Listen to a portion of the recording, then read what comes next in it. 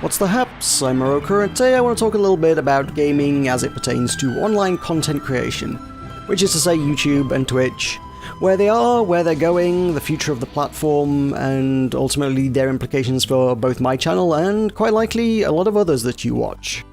So I've been doing live video content on YouTube for the last month or two. I've not entirely got into a proper rhythm of things yet, but I'm starting to get there. You might have also noticed that a lot of other content creators have made similar moves over the course of the last year, or are currently in the process of doing so. I've come to the conclusion that live content is likely to be the future of gaming video content going forward, and to be fair, slowly but surely it seems to be dawning on a lot of other producers at the same time.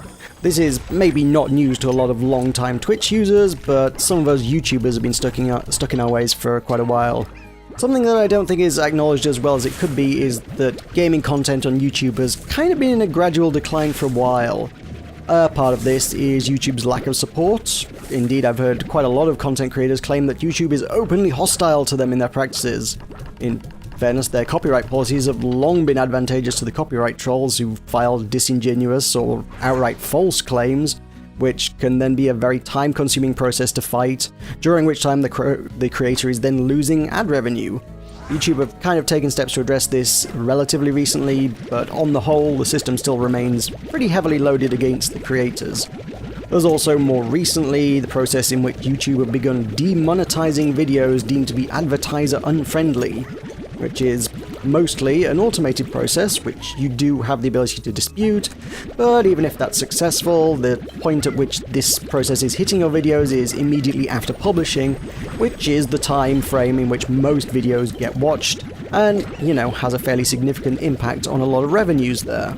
Those are, of course, reasons that only really apply at the professional, at the business level, the channels that are huge, the channels for whom content creation is their job.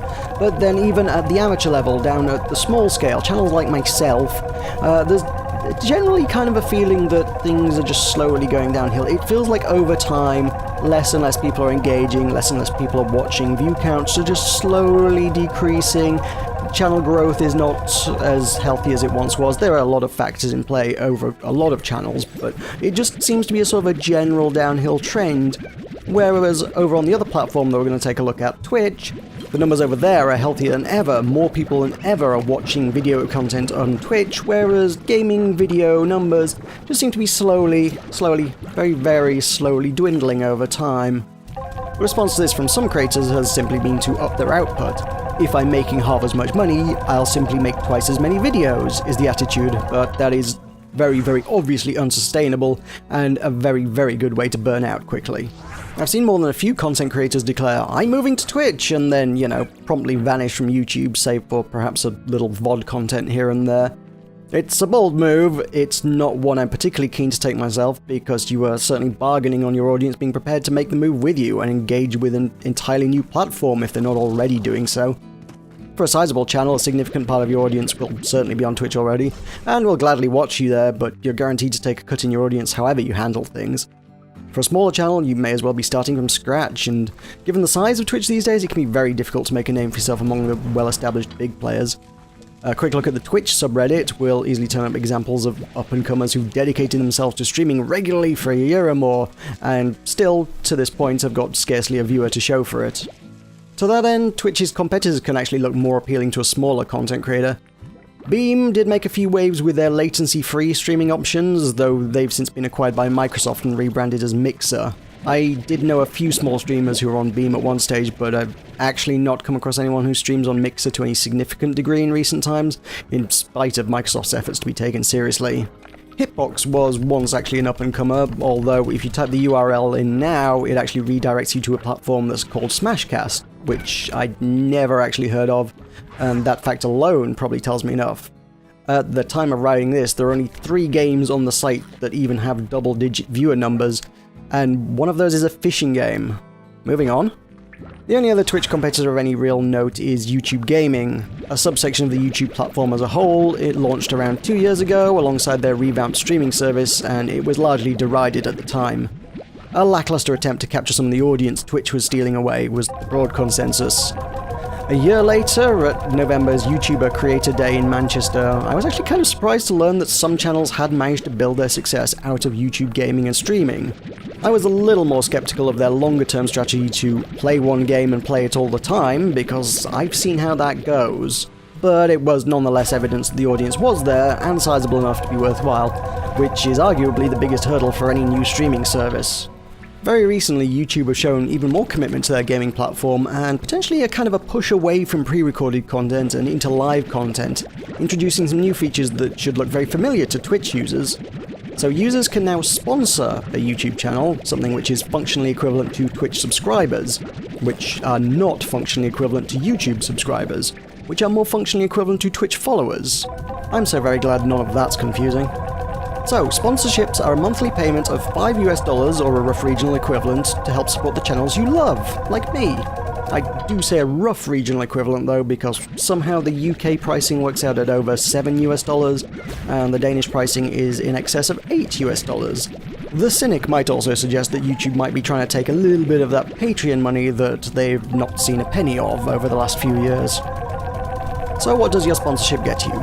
Pretty much the same thing you would on Twitch, actually, to be fair. You get an icon next to your name in chat, you get access to however many emotes the channel has unlocked, and you also get to bypass any chat limitations the channel might have implemented, like slow chats or potentially even a sponsor-only chat. There's also an entirely separate function, independent of sponsorship, which is called Super Chat, which allows you to pin a message to the chat for a time for a fee. All in all, there's still a ways to go for YouTube to catch up with the likes of Twitch, but it's definitely making good strides, and I suppose that brings me to the final and main point I've been getting to. Will I be using all these new features? Yes. This shouldn't come as a great surprise to any of my current subscribers since I've been doing a bit of streaming for the last month or so. I've been aware of these general trends for a while now, and I have wanted to get into streaming more, but I've actually largely been limited by hardware. However, my new PC build as a few months ago has been streaming content like a champ, and it's allowed me to make this a much more regular thing. In terms of platform, I'm choosing to stick with YouTube for a number of reasons. The first is that I'm simply not big enough to make the move to Twitch without needing to rebuild an audience from the ground up, and there really is a lot of competition in that space. Second is that it genuinely seems silly to leave my existing audience.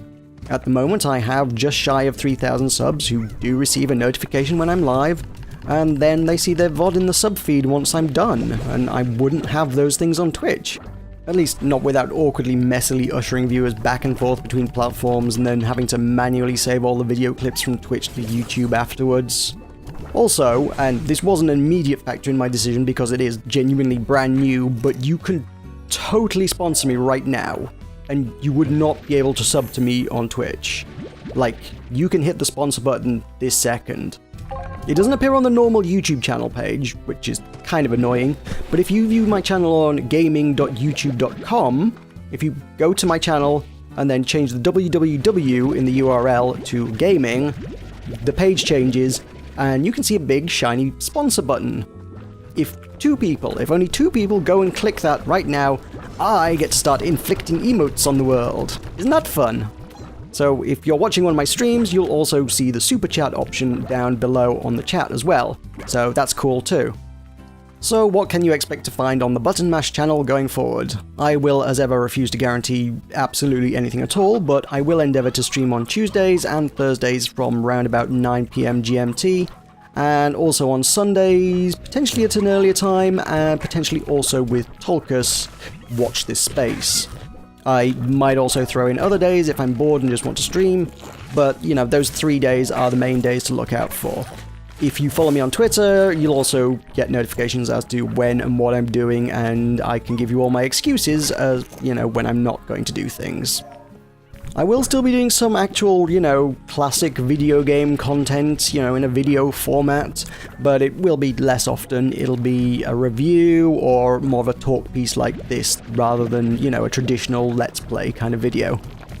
A couple of other important things to note just before I let you go. Firstly is that the URL for this channel has now changed. I am no longer youtube.com/buttonmashempire, as Tulkers would love to tell you. It is now youtube.com/buttonmash. That is it, that's the entire URL. It has changed partly because YouTube now allows me to do so, it has changed partly because it makes a lot more sense, and it has changed partly because I was utterly tired of having to explain every goddamn time what the Empire bit was about in my youtube.com/buttonmashempire URL. Spoiler alert, it was because youtube.com/buttonmash was already taken, and I have absolutely no idea why the YouTube system now allows me to take that URL now. The other thing was that, by mildly popular request, I'm now going to set up the Button Mash Discord server to be a kind of a community space for fans and community members alike to hang out, chat, and shout at me about why I'm not playing Spiral Knights. You know, the usual things people do.